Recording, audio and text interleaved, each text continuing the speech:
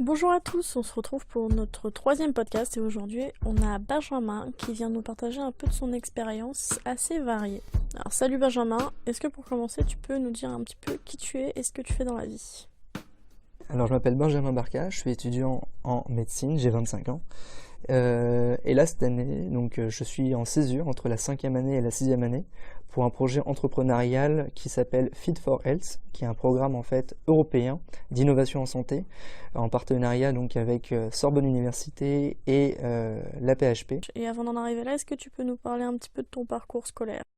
Alors, mon parcours scolaire, mon parcours est un petit peu particulier. Donc, j'ai fait en fait le lycée Henri IV à Paris. J'ai fait filière normale, un petit peu élitiste. De base, j'avais en tête de faire médecine, mais il se trouve que lorsqu'on est dans des lycées qui sont élitistes parisiens, on nous incite très franchement à faire une prépa. Et donc, finalement, j'étais un peu marqué là-dedans. Donc, j'ai fait une maths sup au lycée Saint-Louis. Donc j'ai fait une maths sup au lycée Saint-Louis pendant un an. Finalement, ça m'a pas forcément beaucoup plu, même si finalement ça s'était pas si mal passé. Et donc je me suis réorienté en médecine dès l'année qui a suivi. Et donc j'ai fait une PACES. Et donc directement après j'ai continué médecine. T'as pas peur que ça te porte préjudice justement d'avoir fait une pause? Je suis pas le seul à avoir fait de pause en médecine. Généralement, j'ai pas mal d'amis qui ont fait des pauses. Alors, c'était peut-être pas en entrepreneuriat, mais pour faire des Master 2 de recherche. Pas vraiment parce que j'arrive à bosser un petit peu mes cours en dilettante. Et ça me permet aussi de souffler pas mal. Et c'est vrai qu'en effet, ça fait partie de la première chose que je me suis dit, est-ce que finalement, j'ai pas perdre toutes mes connaissances? Bah, en vrai, quand je reprends les choses que je vois, bah, finalement, non, parce que je les ai travaillées suffisamment sur le long terme pour que ça devienne pas non plus complètement obscur pour moi.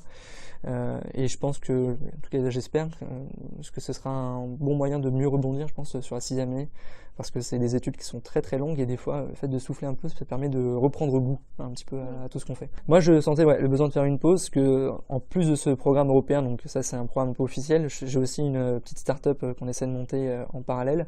Et donc c'est vrai que c'était un peu compliqué d'allier à la fois les études, le projet personnel et tout ça en même temps. Donc le fait de pouvoir faire une pause complète sur les années de médecine, ça m'a permis de mieux reprendre les choses en main.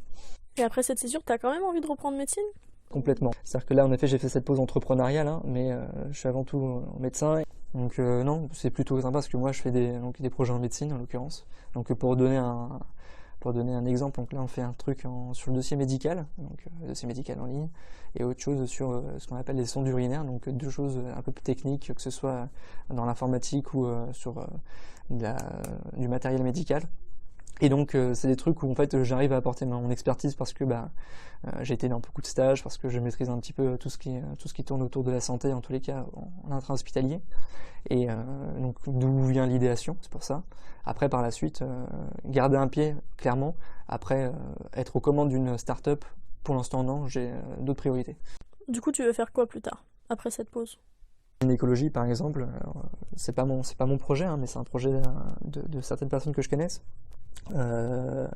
Pour illustrer par exemple le principe, les amis qui ont monté un projet de start-up pour aider les césariennes. Par exemple, les césariennes aujourd'hui, ça se fait pour les patientes pardon, qui sont obèses.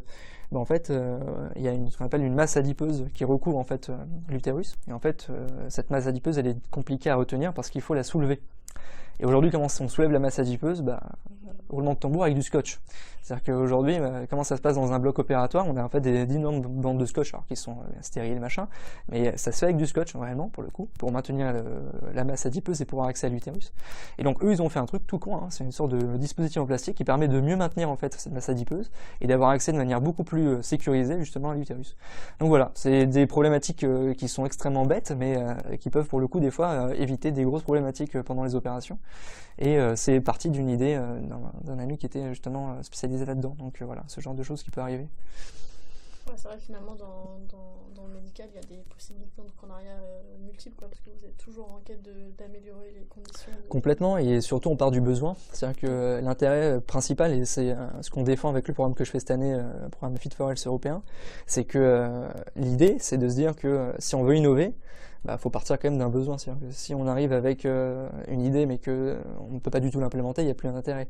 La force de professionnels de santé ou de n'importe quel type de métier, c'est que si on part d'un besoin qu'on obtient sur le terrain et qu'on a les compétences entrepreneuriales pour possiblement déjà un petit peu avancer la solution, c'est un énorme point d'avancée parce que si on nous parle de clients, si, on a déjà des clients parce qu'on a déjà imaginé un besoin qui est clairement identifié.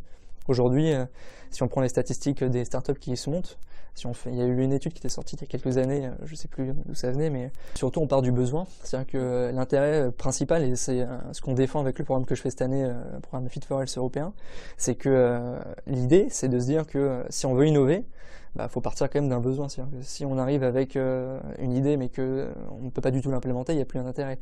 La force de professionnels de santé ou de n'importe quel type de métier, c'est que si on part d'un besoin qu'on obtient sur le terrain et qu'on a les compétences entrepreneuriales pour possiblement déjà un petit peu amorcer la solution, c'est un énorme point d'avancée parce que si on nous parle de clients, si, on a déjà des clients parce qu'on a déjà imaginé un besoin qui est clairement identifié.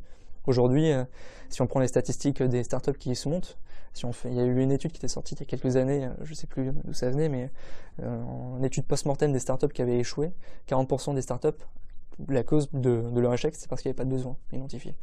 Donc ça remet un peu les choses en question et tout professionnel, tout expert de son domaine qui trouve un besoin, déjà il a sauté cette étape, on va dire. Est-ce que tu peux nous parler brièvement des différents projets sur lesquels tu bosses du coup? Ce qu'on peut lancer, donc aujourd'hui là ce qu'on fait, je suis avec une collaboratrice qui est à Polytechnique et l'idée en fait c'est de monter en fait une start-up qui une interface, une plateforme qui permette de simplifier et de rendre plus intuitive la lecture du dossier médical partagé. Le Trainline, mais c'est pas très connu, je sais pas si tu connais Trainline, mais c'est en gros un site internet qui récupère en fait tous les billets de train de toutes les plateformes et en fait qui les regroupe et les présente de manière beaucoup plus simplifiée et intuitive.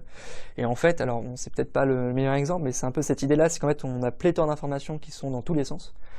On se base sur cette information, on n'en crée pas d'autres, on se base sur ce qui est déjà disponible et juste on le sort de manière beaucoup plus simple et beaucoup plus accessible en renvoyant vers des outils qui permettent de mieux expliquer les pathologies. Voilà, tout est existant, on fait juste une sorte de référencement beaucoup plus simple. Un facilitateur d'accès à l'information, qu'on a appelé en fait une sorte de consultation du 21e siècle.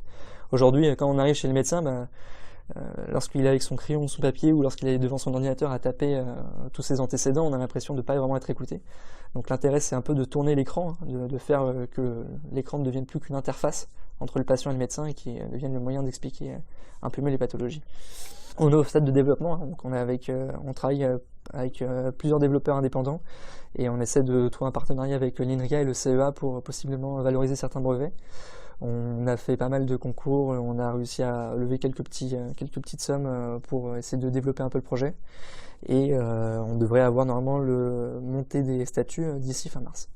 Pour l'instant, c'est encore en cours, on pourrait pas trop se développer en disant qu'on est sur un problème de sonde urinaire. En fait, aujourd'hui, c'est lorsque vous avez en fait un patient âgé un patient qui va se faire opérer d'une fracture de hanche, quasiment systématiquement, il va y avoir ce qu'on appelle un sondage urinaire. C'est-à-dire qu'en fait, on va lui mettre une sonde au niveau de la vessie pour que ses urines en fait partent sans qu'il ait besoin de couche.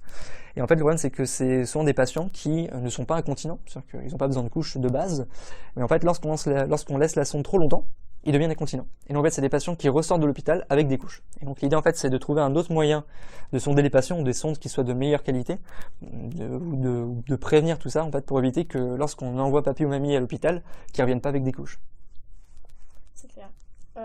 Du coup, est-ce que ça t'épanouit plus, moins, pareil que quand tu étais étudiant en médecine, ce que tu fais là cette année? C'est une autre approche, c'est vraiment sympa parce que ça me permet de me rendre compte de toutes les années dans lesquelles j'ai passé dans les services. Donc de voir un peu tout ce qu'on a pu emmagasiner en termes de connaissances et de pouvoir les mettre à profit dans d'autres types de solutions que juste de faire de la médecine. Donc je dirais pas que c'est mieux ou c'est moins bien, je dirais que c'est juste différent. Donc de ce point de vue-là, c'est intéressant. Okay. Et surtout échanger avec des gens aussi qui sont pas étudiants en médecine aussi, c'est pas mal. Pour finir, est-ce que tu auras un conseil pour les étudiants qui veulent entreprendre? Parce que je pense que tu es quand même bien placé dans un parcours très chargé, tu n'as pas eu peur de rajouter une année déjà aussi, alors exactement. Déjà de base, il faut être courageux pour faire médecine et en plus, toi, tu as fait ce choix de... C'est un peu pour entreprendre, qu'est-ce qu'il faudrait faire? Moi, je dirais que c'est... avant de comment dire, moi un des conseils que je pourrais donner par exemple à des gens qui sont dans des filières un peu techniques par exemple et qui se demandent déjà si entreprendre c'est fait pour eux, c'est déjà jouer le jeu. Donc pour jouer le jeu, moi ce que je peux conseiller, c'est ce que j'ai fait pendant ma 5e année de temps en temps.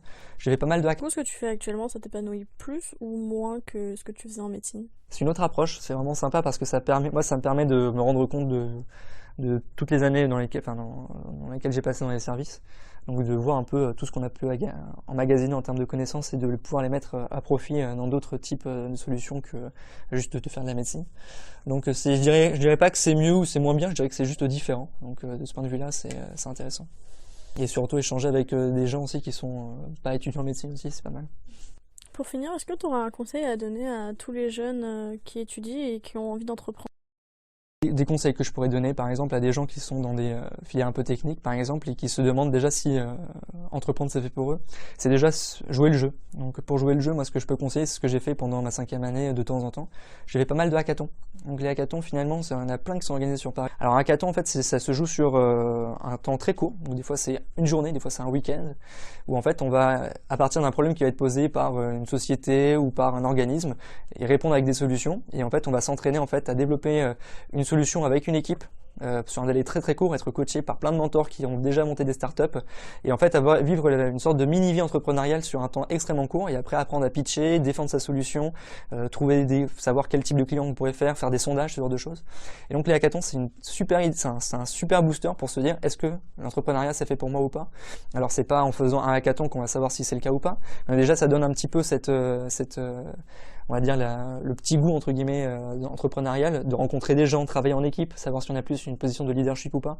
Donc moi ça m'a permis déjà de défendre un petit peu tout ça et de se rendre compte qu'on est dans un domaine expert un petit peu, de voir tout ce qu'on peut apporter justement à tout ça et de pouvoir échanger avec des gens qui sont pas du tout du même secteur. Donc c'est déjà un peu participer à ce genre d'événement, je pense que ça peut être un bon moyen déclencheur déjà de savoir si ça peut nous plaire. Et après par la suite, moi par exemple mon projet entrepreneurial il est parti d'un hackathon, donc c'est pour ça que je pose ce constat-là. Et après je pense par la suite, c'est de se renseigner dans toutes les structures qui peuvent être aux alentours des écoles. Donc si on est à la faculté, se renseigner par exemple auprès des instances pépites, par exemple, savoir comment est-ce qu'on peut être accompagné, parce que aujourd'hui avoir une idée c'est bien, mais si déjà on n'a pas une équipe, si après on n'est pas encadré, c'est très dur d'entreprendre. Donc se mettre vraiment au courant de tout ce qu'on pourrait faire. Et déjà à partir de là, si on a déjà lancé quelques initiatives pour entreprendre et pour être suivi, encadré, être en équipe, déjà on n'est plus du tout sur de la théorie pure, on commence déjà à développer des projets et c'est un gap assez phénoménal entre juste avoir une idée et commencer à développer. Entreprendre c'est assez cool en réalité quand on s'y met et que c'est un bon moyen surtout de se challenger personnellement, de sortir un peu de sa zone de confort et c'est toujours sympathique, surtout quand on a la possibilité de le faire. Et encore, je dis sortir de sa zone de confort, disons d'un point de vue intellectuel, parce que quand on est étudiant, on va pas dire vraiment qu'on a besoin de rembourser des crédits à pléthore et qu'on a beaucoup de responsabilités. Donc je pense que c'est le meilleur moment justement, je pense que quand on est étudiant, c'est peut-être le meilleur moment pour entreprendre. Il y a tellement d'aides qui viennent de tous les sens. Et finalement on mouille un peu le maillot, mais pas tant que ça. Et donc c'est un bon moyen justement de vivre des sensations un petit peu différentes de ce qu'on vit quotidiennement. Super, merci Benjamin pour tout ça, j'espère que ça aura aidé un petit peu de monde et on se retrouve bientôt pour le 4e podcast.